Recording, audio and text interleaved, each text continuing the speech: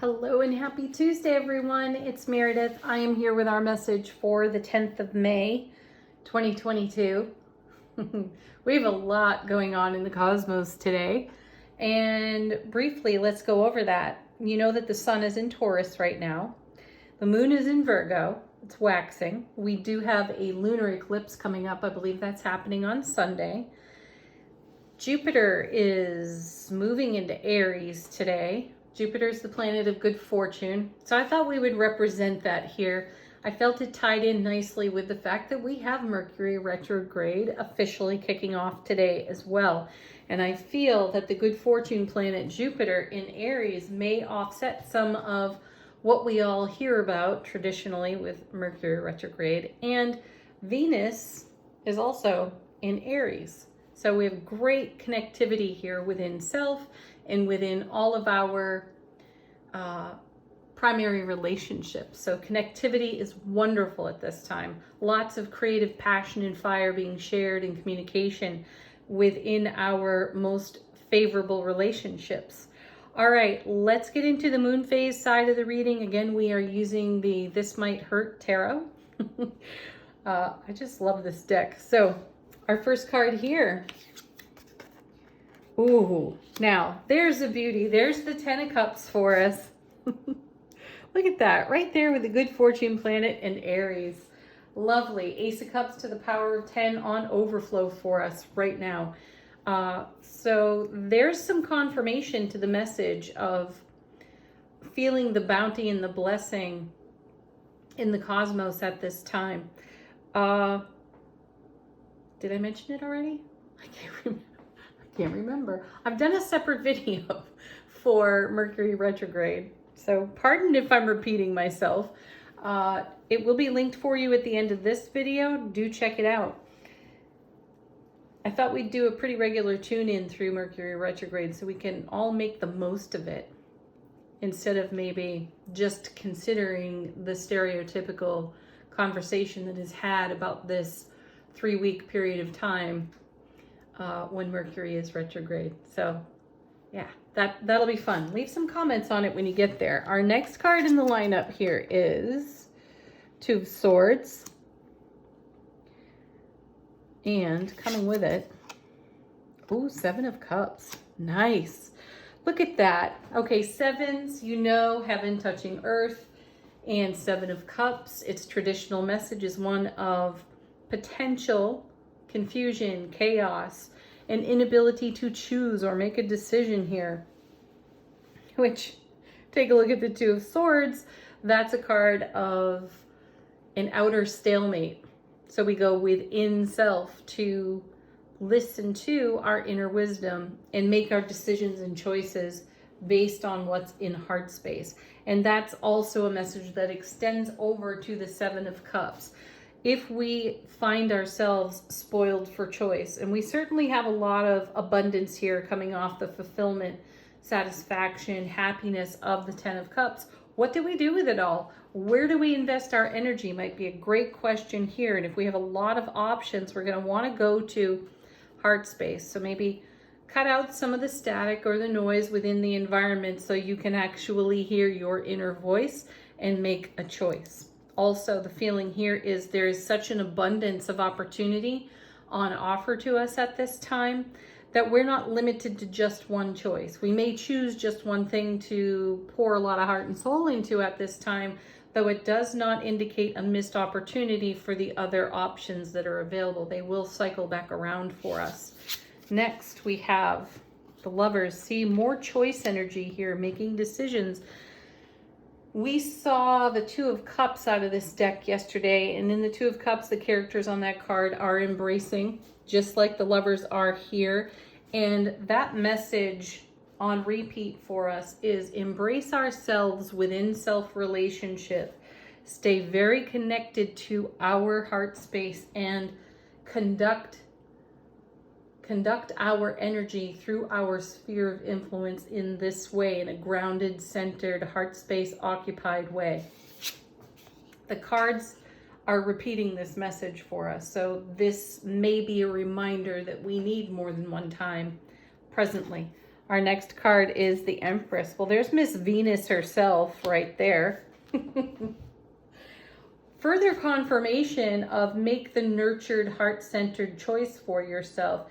And that's the energy that she occupies, period. She is the mother of tarot. She is the counterpart to the Emperor. She is the divine feminine here. And she speaks to cycles and rhythms. So we're going to be in a cycle for a bit here with Jupiter in Aries and Venus in Aries till the 28th of May, I believe that is.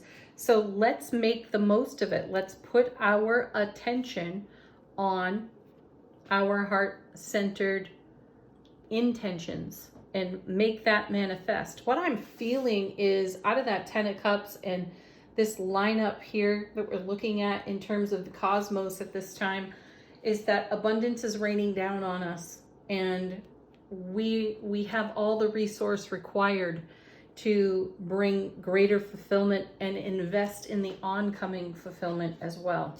Next card, 6 of Cups. Look at this. It just continues to repeat to us to pay attention to our inner voice. I feel that the 6 of Cups is like a channeling card in tarot. Bonfire is the deck that illustrated that so beautifully for me when I got this deck. And I really do feel it is our soulful of presence speaking to our waking earthly consciousness.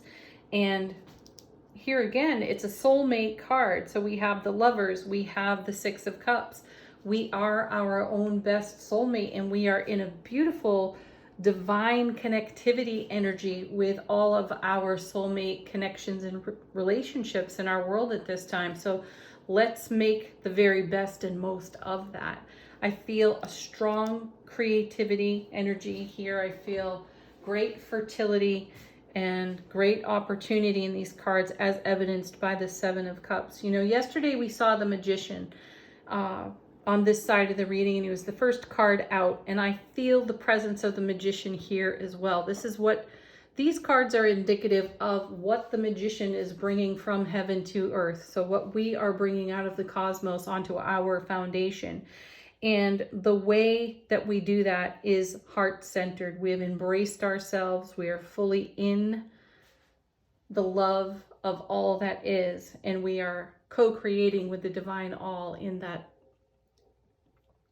energy wave. Next, we have the Ace of Wands. Divine and cosmic gift of creative fire and passion. And this is all about enthusiasm too. Yesterday we spoke in the reading about that great question, how good can this get? Look at it. It's all right here. Divine and cosmic gift off the Ace of Wands of motivation, inspiration. We have a willingness and a drive to move forward with what we hold in heart space. And that Ace of Wands right there is one of the most divine yeses you could ever ask for. There's a lot of action to it. It's fiery energy. So I love that it's here with Jupiter in Aries and Venus in Aries as well. Gorgeous. All right. Let's take a look at Bonfire Tarot. What's going on in the energy atmosphere within our sphere of influence? We can start out with the Queen of Wands, which, you know, she feels like the Empress to me here too. I see that connection energetically in the cards. And one of the things we all love so much about the Queen of Wands is that she is outspoken. She speaks from her heart. She whispers her heart space language into the sphere of influence. And that's what we're being encouraged to do. Speak from our heart into our sphere of influence. In divine union and connection, Venus and Aries, Jupiter and Aries, in connection with this gorgeous energy to create, to manifest, to build, to grow. Then we look at this. Oh my gosh.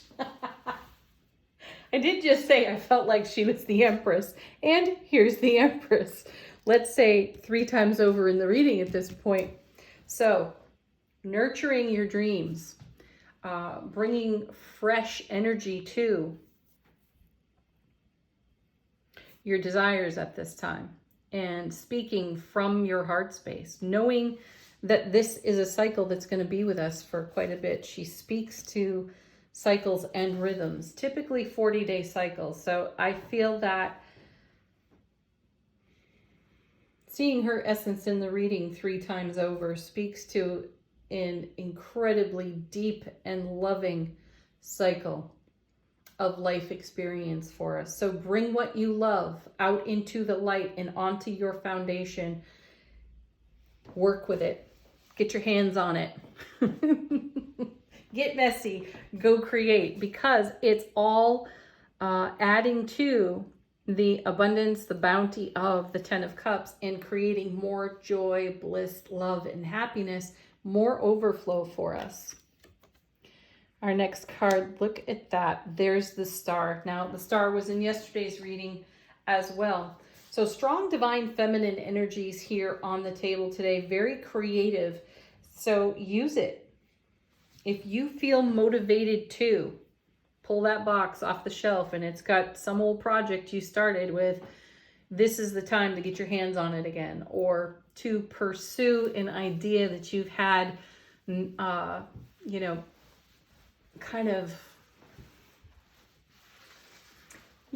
pursue an idea that's been in the shadows for a while, or on a back burner, on a shelf somewhere. Bring it out into the light of day and make something of it, because it's going to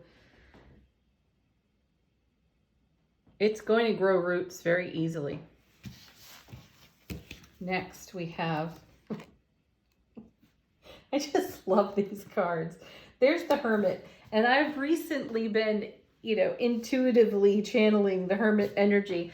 I feel that the Hermit's lantern lights up, like the sun, lights up our subconscious and shows what's in the darkness. So here I'm saying just moments ago, whatever it is you've got on a back burner, a shelf, or somewhere in the shadows, bring it into the light of day. And then here's the Hermit's lantern showing up for us. The message of this card too is about how a quest beckons. We're being called to something. And my feeling here is that there's so much fire and so much good fortune on offer to us. And in a retrograde, we're being invited to take a look back at some of the things that maybe didn't take root before. Maybe some of the other opportunities that showed up in the 7 of Cups at another period of life experience, and we didn't take the opportunity. The feeling is that it's cycling back around and we can get into it now. Okay. Oh gosh. Here we go. Here's the Death card yet again. 2 days in a row now. Transformation is afoot. And we are taking a look at the fresh perspectives that are emerging, that are showing up on our foundation at this time. We have entered into an experience of transformation, and that's why I do feel that other opportunities that perhaps we passed over have come back around for us, and we're taking advantage of that because it's going to pay great reward forward. We had to do some transformative work. We had to shine the lantern into some shadows in order to make transformation off the Death card so we could bring new life, Empress, to our foundation. And so the time is now, the here and now. Let's go for it. Our next card, these two came out together actually. We have Temperance. I love that. I love that right next to the Death card too, because that's alchemy. That is spiritual alchemy. It is growth. It is change. And we are, dipping our cup into the river of life here. And we have had to maintain a level of compassionate patience for ourselves to grow through whatever life experiences we were growing through, to bring ourselves to where we are here and now, to embrace, lovers, the transformation that has taken place and given us the opportunities that we see here in the moon phase. And coming with Temperance is the Knight of Swords, and he certainly has been present in our readings lately, and his message is absolutely go for it. Don't stop, don't quit. Now is the time to move forward. And it truly may feel counterintuitive because of Mercury retrograde, though I really feel that the retrograde is providing the right kind of reflection and bringing into our brilliant clarity and awareness all the transformation that has taken place that affords us the opportunity to start a new cycle. Okay, let's take a look at what's on the bottom of the deck. I'm just pulling one card off the bottom of the deck today from Bonfire. This is coming out of the unseen and how the universe is supporting us. We get the Eight of Swords again. This was in yesterday's reading, though I feel it is a good confirmation card too. It's about how we have set ourselves free or are in the process of, Death card, transformation, setting ourselves free of energies that are not in service to us at this time. We saw the Wheel of Fortune twice yesterday. We saw the Death card yesterday. And the Wheel of Fortune is that divine delivery system. And with the Death card present in front of that card, in front of the Wheel of Fortune, you know the foundation is being swept clear to make way for what is incoming. And we've had to set ourselves free, Hermit card, by shining a light in some of the shadowy places. I think we saw the Devil yesterday too. So we're exposing, the sun was exposing the devil side of our own subconscious and giving us an opportunity to upgrade our own frequency so that we can live free in this beautiful cycle that's on offer to us. Wow. All right, angel answers.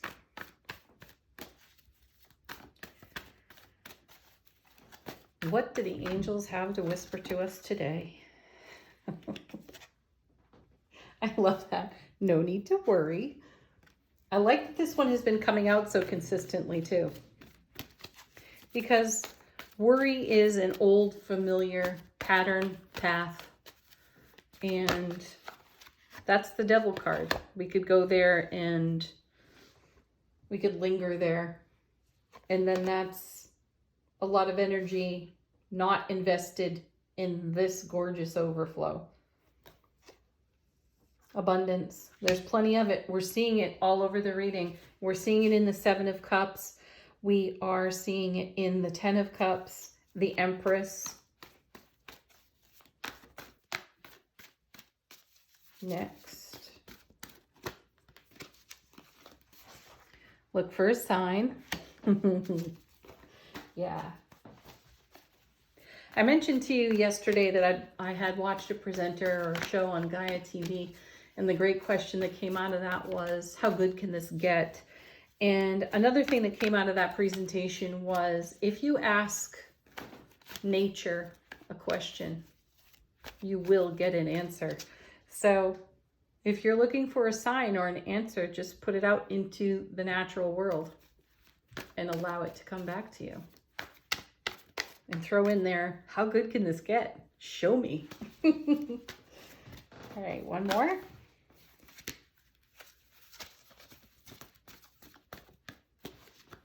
Nice. As if we needed further confirmation of this, though. Listen to your intuition, of course. Of course. That's happening right there in the Six of Cups. Final word on the reading from the Shaman's Dream. We had two cards come out of the shuffle. Our first is Eye of the Needle, intentionality. Yes, where is your intention? What is your intention? Where is your attention? And then we have Perfect Storm, the courage. Oh, the courage to step into life. Oh, we've got it. We've got it. Without doubt, without fear, we have it on abundance here. And I feel that this card, Perfect Storm, is another confirmation to a message that has emerged in repetition recently, was get comfortable out on the edge of your comfort zone. Get comfortable out on the very edges of your own sphere of influence and get comfortable with the idea of being slightly uncomfortable. And that will certainly sharpen our focus, sharpen our eye here in the Eye of the Needle, and it'll bring our attention to our intention. We will be quite mindful of what it is we are in co-creation with in the universe. So, you know, realize your loving connection to the cosmos and how it is supporting you at this time and all the blessings that are coming as a result of it. Have a beautiful Tuesday, everybody. Leave some comments. Do check out the new Mercury retrograde reading. I'd love to hear what you think and feel about that. Peace, love, joy, happiness. Namaste.